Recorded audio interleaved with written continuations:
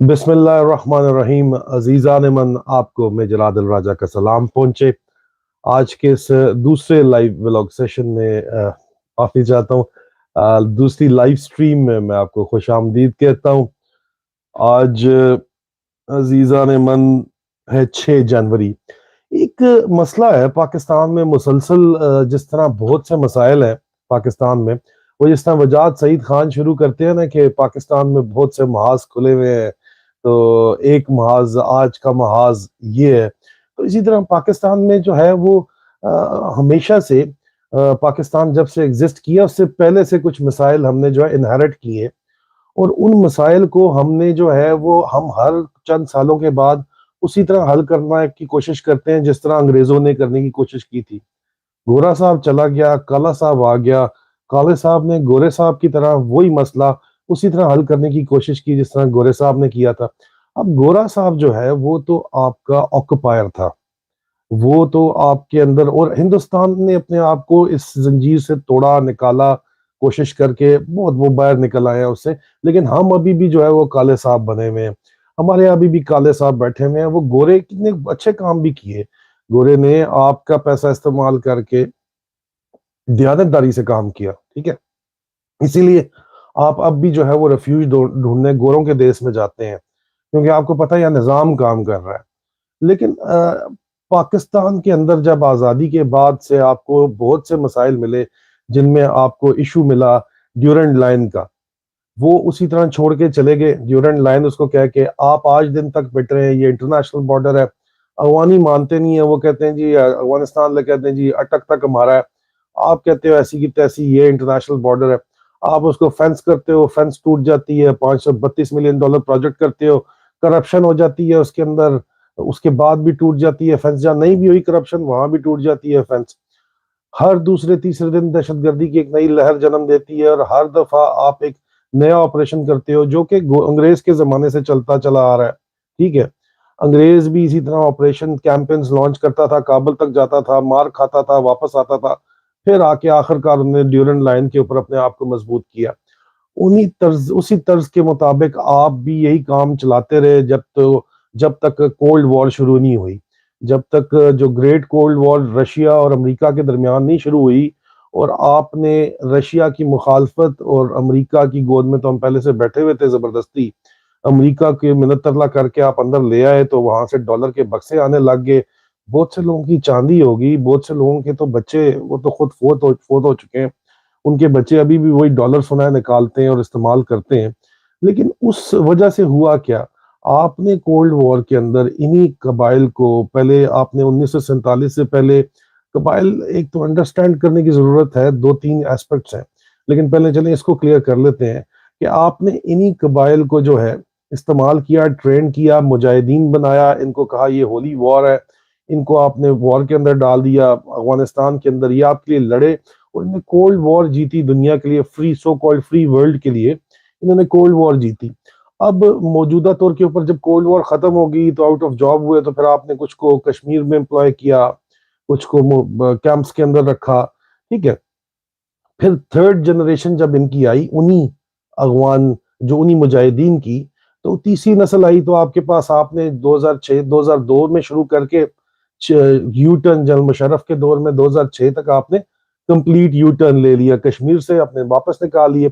ये लड़के out of job हो गए, जो third generation international ideological mercenaries जो आपने बनाए थे वो आउट ऑफ जॉब हो गए। वो वापस जब अपनी ट्राइबल बेल्ट में अफगानिस्तान पाकिस्तान के अंदर गए, तो वहां से आपके दुश्मनों ने उनको हायर किया, डॉलर देने थे उनको, जिस भी झांसे में डॉलर दिए उनको जो है वो स्टेट ऑफ पाकिस्तान के ऊपर छोड़ दिया गया, to give you a test of your own medicine.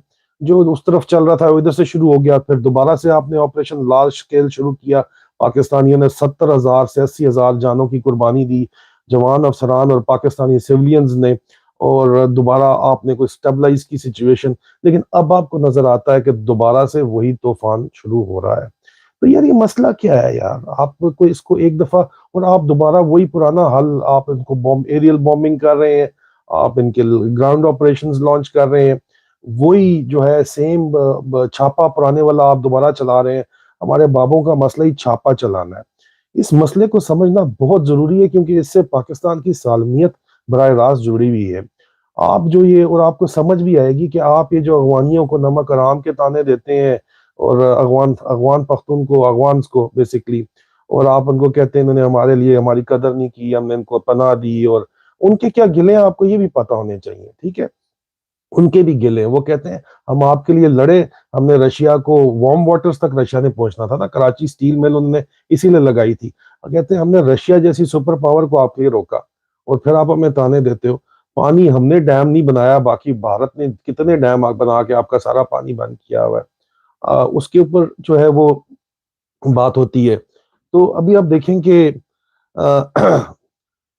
بیٹا پانی لے کے دینا مجھے، معذرت چاہتا ہوں، گلا آپ کو پتا ہے بیٹھا ہوا ہے تو ساتھ ساتھ.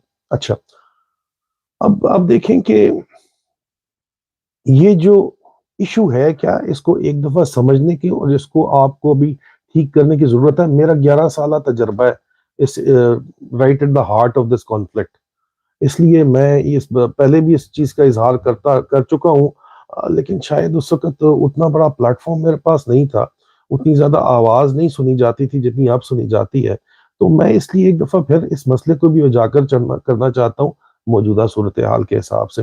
آپ کا جتنا بھی افغانستان اور پاکستان کے اوپر جو بارڈر بیلٹ ہے، ڈیورنٹ لائن کہہ رہے ہیں، بارڈر بیلٹ کہہ رہے ہیں، اس کے اوپر جو ہے آپ دیکھتے ہیں کہ اس کے اوپر آپ نے فینسنگ کی، وہ فینسنگ فیل ہو گئی. اس کے بعد آپ نے کیا کیا جناب کہ ابھی آپ نے آپریشن لانچ کر دیا دوبارہ سے.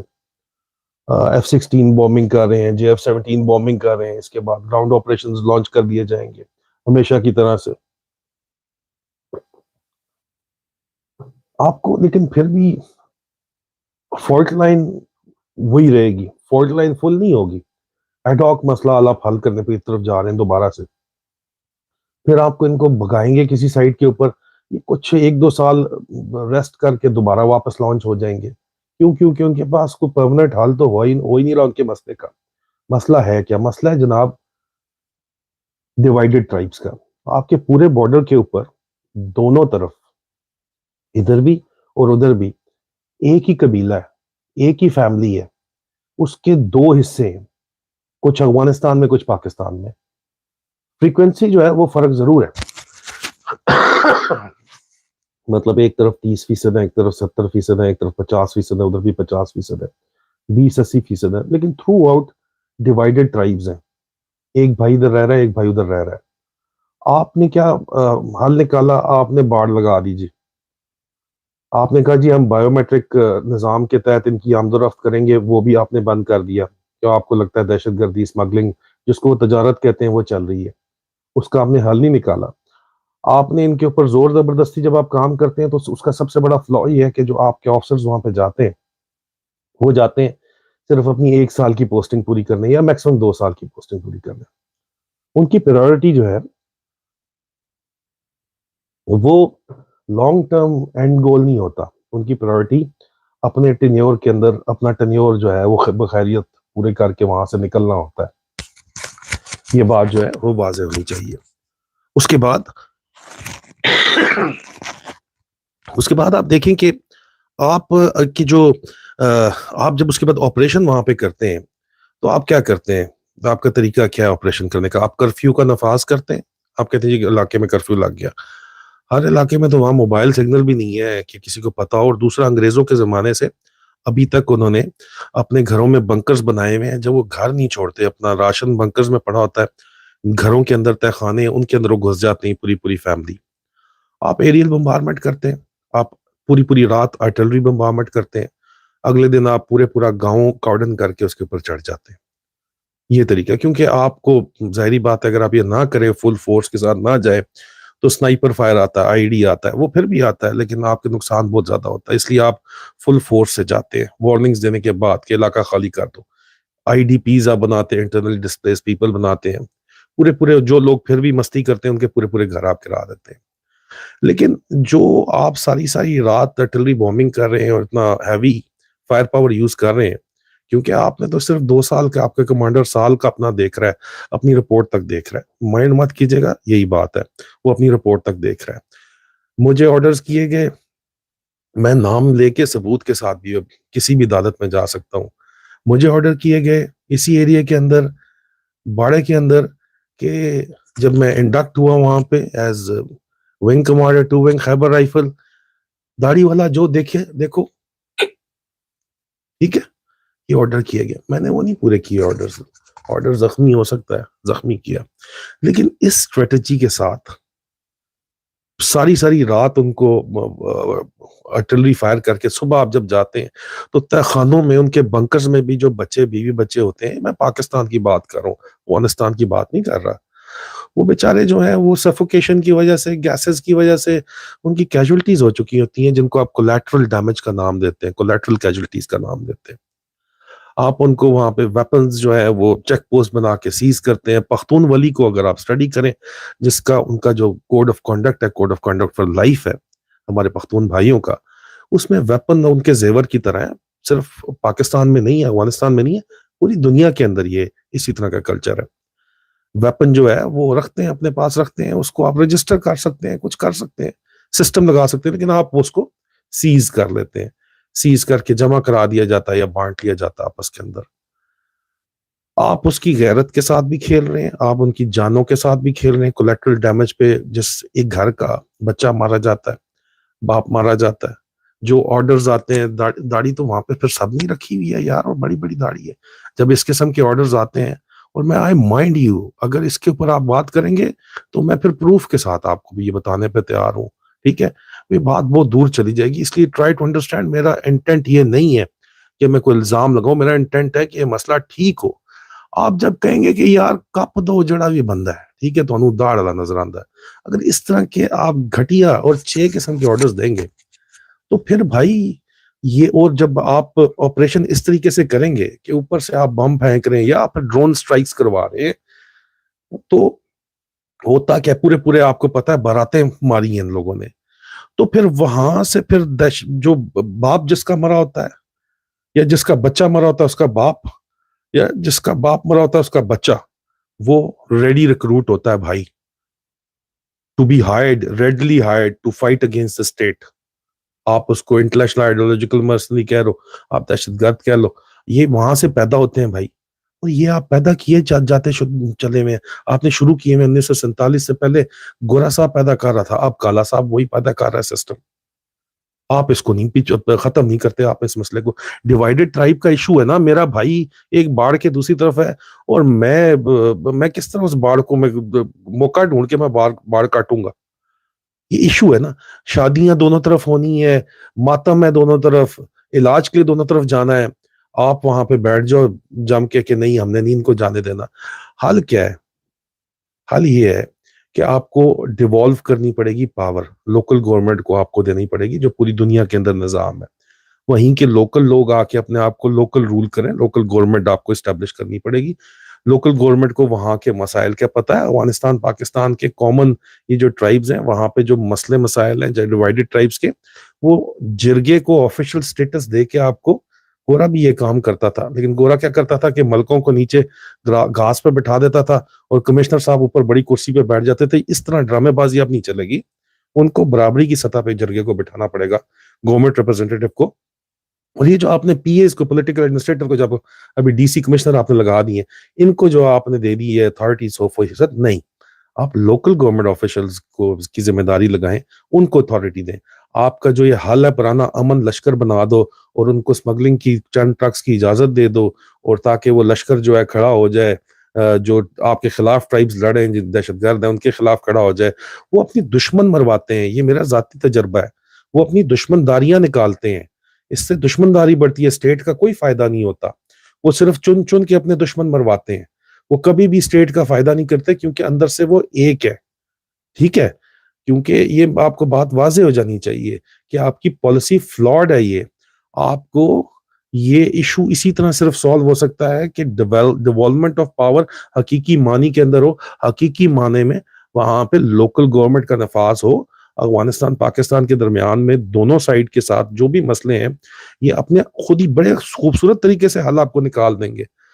یہ آپ کے ایک فائر گولی بھی چلی تو ذمہ داری ان کی ہوگی وہ، اور یہ کام ہوتا رہا پہلے بھی.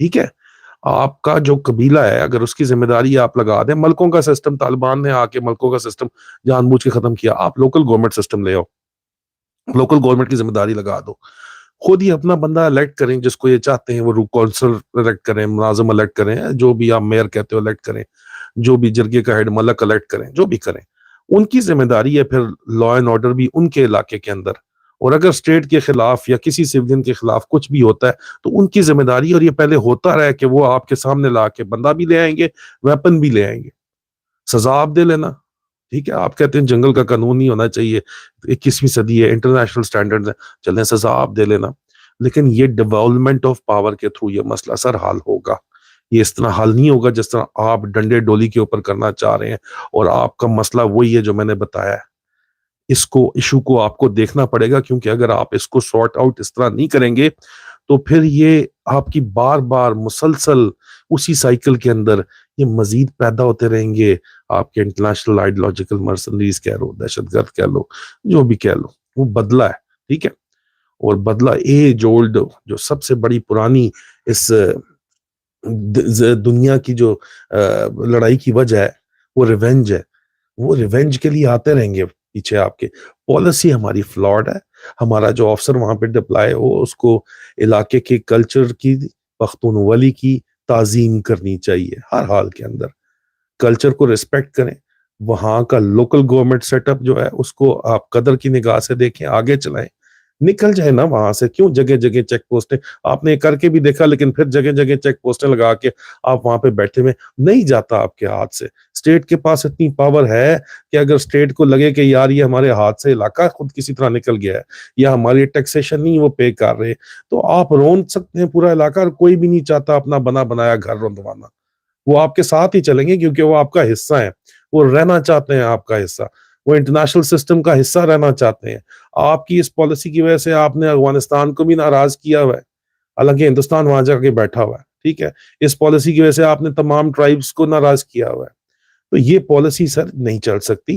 دوسرا بلوچستان کا جو ایشو ہے اس کے اوپر میں پہلے ہی میرے ویڈیوز میں آپ دیکھیں، میں ویلاگ کر چکا ہوں، میں دا نیشن میں آرٹیکل بھی لکھ چکا ہوں، بلوچستان ہی کے ایک میجر صاحب سرونگ میجر بگٹی ٹرائب سے میرے پاس بیٹھا تھا، اس نے مجھے کہا تھا کہ سر آپ لوگ بات نہیں کرتے، آپ لوگ گولی چلاتے ہیں، بات کریں تو ہر مسئلے کا حل موجود ہے، بات ہونی چاہیے، ہر سطح پہ ہونی چاہیے، ڈسٹرکٹ لیول پہ اور تحصیل لیول تک پہ بات ہونی چاہیے، بات کے علاوہ مسئلہ حل نہیں ہو سکتا، اور ڈیولپمنٹ آف پاور ہونی چاہیے، پاکستان پائندہ باد ہی رہے گا ہمیشہ، پاکستان کو کوئی نقصان نہیں ہے، لیکن پاکستان کو نقصان ہے شارٹ سائٹڈ پالیسیز کی وجہ سے، پاکستان کو نقصان ہے اس سوچ کی وجہ سے کہ میں نے اپنا 1 سال پورا کرنا ہے، اس میں بس سال پورا کرو یا 2 سال پورے کرنے، کسی بھی طرح کرو، پورے ٹپاؤ، اپنی جان بچاؤ، اگلا مرتا ہے مارو، اور اس کو مار کے پھینکو اور بولو دہشت گرد مر گیا ہے، سر منہ کھلوانا ہے کرنا، آپ لوگ بہت زیادہ جو ہے نا ضرورت سے زیادہ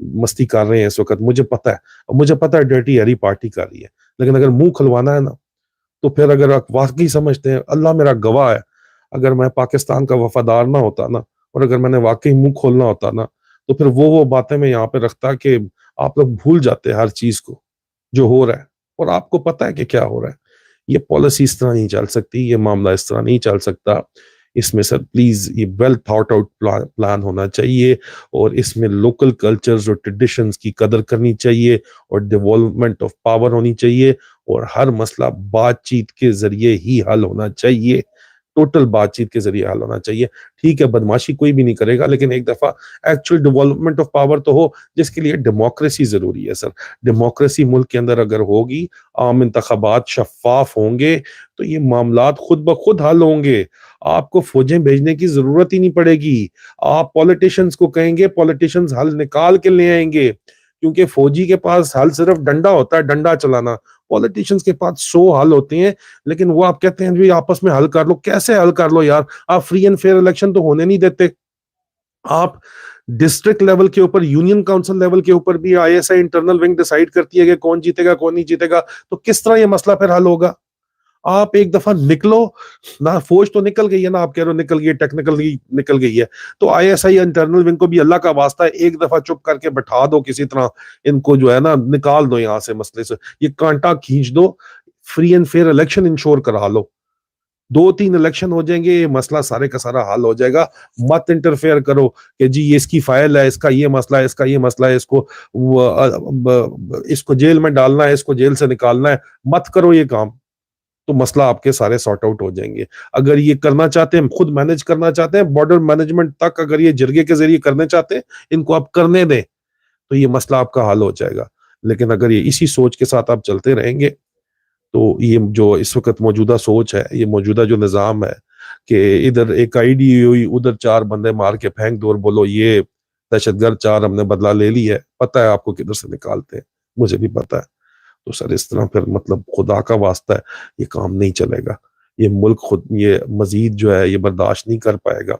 ये जो काम इस वक्त चल रहा है, इसको सोचें जरूर और इसके हल जरूर करें, खुदारा इसका हल करें। बहुत शुक्रिया।